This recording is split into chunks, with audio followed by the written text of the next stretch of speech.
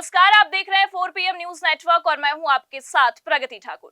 नीतीश कुमार के एक दाव ने पूरी की पूरी भारतीय जनता पार्टी को गिड़गिड़ाने के लिए मजबूर कर दिया। आपको बता दें कि पहले तो नीतीश कुमार ने डायरेक्ट पत्र लिखकर समर्थन वापस ले लिया, फिर भारतीय जनता पार्टी घुटनों पर आ गई और अब बड़ी खबर निकलकर सामने आ रही है कि सब कुछ कैंसिल कर प्रधानमंत्री मोदी बिहार पहुंच रहे हैं। और तो और आपको ये भी बता दें कि अमित शाह को बिहार जाने से रोक दिया गया है। तो फिलहाल अमित शाह ने ऐसा क्या किया है कि मोदी फंस गए हैं, आपको बताएंगे। साथ ही साथ नीतीश कुमार की पलटी पर भी आएंगे और इस पूरे सियासी समीकरण पर चर्चा भी करेंगे। हमारे साथ प्रियंका जी मौजूद है, उनसे बातचीत करते हैं। तो फिलहाल प्रियंका जी ये जानना चाहेंगे कि अमित शाह बिहार नहीं गए, अमित शाह का बिहार ना जाना और अब खबर निकलकर सामने आई है कि प्रधानमंत्री मोदी बिहार पहुंच रहे हैं, तो ये क्या संकेत दिखा रहा है? बड़े संकेत निकलकर सामने आ रहे हैं प्रगति, और बिहार से लगातार संकेत निकलकर सामने आ रहे हैं। फिलहाल जब नीतीश कुमार ने प्रधानमंत्री नरेंद्र मोदी को डायरेक्ट 32 पन्नों का डिमांड लेटर लिख दिया था, तभी समझ में आ गया था कि नीतीश कुमार बड़ा खेला करने की तैयारी में हैं।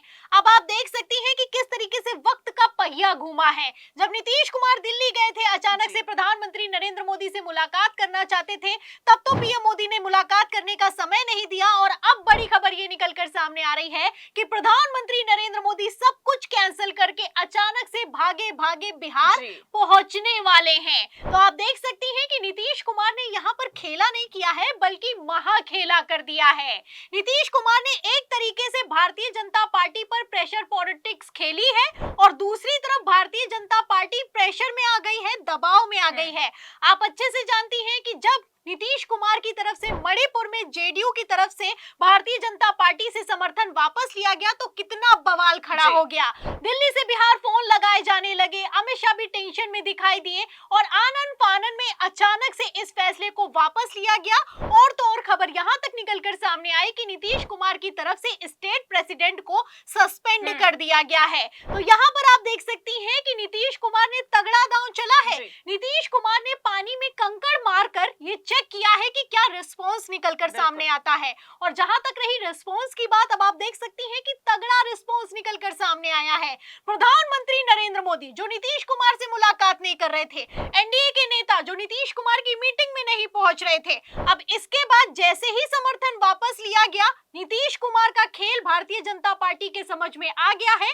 और प्रधानमंत्री नरेंद्र मोदी को तो इतना समझ में आ गया है कि मोदी जी भागे भागे बिहार पहुंचने वाले हैं। और सबसे बड़ी बात यह है, रिपोर्ट ये निकलकर सामने आ रही है कि पीएम मोदी ने अचानक से अपने सारे कार्यक्रम भी कैंसिल कर दिए हैं। बिहार का भी दौरा नहीं होने वाला था, लेकिन मोदी जी के ऊपर नीतीश कुमार का प्रेशर साफ दिखाई दे रहा है। बिल्कुल, और जिस तरह से प्रेशर दिख रहा है, अब ये खबर निकलकर सामने आना अपने आप में बहुत कुछ बड़ा दर्शाता है। लेकिन एक और चीज है प्रियंका जी की अमित शाह भी बिहार जाने वाले थे, उनका बिहार दौरा कैंसिल हो गया और मनोहर लाल खट्टर का दौरा भी कैंसिल हो गया। तो ये क्या खिचड़ी पक रही है या ये क्या सियासी समीकरण है? बहुत शानदार सवाल है प्रगति, क्योंकि जो मनोहर लाल खट्टर हैं वो दौरा करने वाले थे, उनको लेकर भी बिग ब्रेकिंग निकलकर सामने आई कि 18 जनवरी को बिहार जाएंगे और 19 जनवरी को मीटिंग होगी, हाई लेवल मीटिंग होगी और इस मीटिंग में बिहार के विधानसभा चुनावों को लेकर बड़े फैसले भी लिए जाएंगे।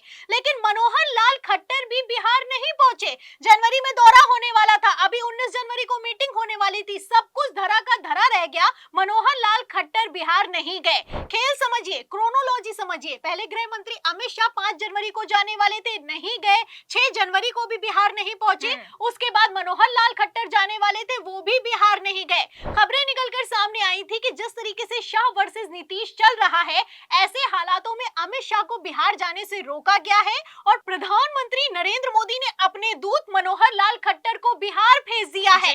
अब आप देख सकती हैं कि मनोहर लाल खट्टर बिहार गए नहीं, अमित शाह पहुंचे नहीं। और अब बड़ी खबर ये निकलकर सामने आ रही है कि कल शिवराज सिंह चौहान बिहार पहुंचने वाले हैं। और तो और दावा यहां तक किया जा रहा है, जब शिवराज सिंह चौहान बिहार जाएंगे तो उनके साथ गृह मंत्री अमित शाह भी मौजूद रहेंगे और राजनाथ सिंह भी मौजूद रहने वाले हैं। तो अपने आप में आप देख सकती हैं कि कितनी बड़ी खबर है।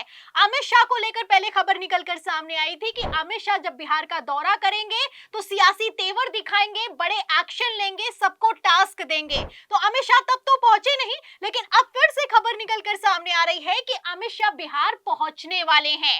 अब आप देख सकती हैं कि किस तरीके से बिहार का खेल पूरी तरीके से नीतीश कुमार ने फंसा दिया है। एक तरफ भारतीय जनता पार्टी ने नीतीश कुमार को साइड किया, वहीं नीतीश कुमार ने एक ही झटके में सबको औकात दिखा दी है, ये कहा जा सकता है। सारे के सारे नेताओं को लाइन पर ले आए नीतीश कुमार। नीतीश कुमार ने सिर्फ एक दांव फेंका और उसमें भारतीय जनता पार्टी फंस गई है। पहले प्रधानमंत्री नरेंद्र मोदी को पत्र लिखा, उस पत्र पर जब पीएम मोदी ने जवाब नहीं दिया तो समर्थन वापस ले लिया, फिर समर्थन जब वापस लिया और बवाल खड़ा हुआ तो आधे घंटे के अंदर स्टेट प्रेसिडेंट को सस्पेंड कर दिया। तो एक एक कड़ी अगर आप जोड़ेंगी तो सब कुछ जुड़ता हुआ और साफ दिखाई दे रहा है कि बिहार में आखिर चल क्या रहा है। प्रगति। बिल्कुल प्रियंका जी, जो तस्वीरें दिख रही हैं बिहार की वो काफी चीजें दर्शाती हैं और सबसे ज्यादा ये दर्शाती है कि दिल्ली में चुनाव है लेकिन बिहार के सियासी समीकरण को देखकर बीजेपी काफी ऐसा लगता है प्रगति जैसे कि अगले महीने ही बिहार में वोटिंग होने वाली है, जबकि बिल्कुल। दिल्ली में वोटिंग होने वाली है अगले महीने, लेकिन चर्चा बिहार की है। और बिहार सबसे बड़ी बात यह है कि सुर्खियों से हटने का नाम भी नहीं ले रहा है। जैसे ही बिहार की खबरें आना बंद होती हैं तुरंत नीतीश कुमार कुछ ऐसा कर देते हैं या फिर गृह मंत्री अमित शाह कुछ ऐसा कर देते हैं कि बिग ब्रेकिंग चलाई जाने लगती है। प्रगति। तो फिलहाल प्रियंका जी, ये जो सियासी समीकरण है इसे देखकर इतना समझ में आ रहा है कि दिल्ली में चुनाव है और यहाँ पर बौखलाहट दिख रही है बिहार की सियासत में।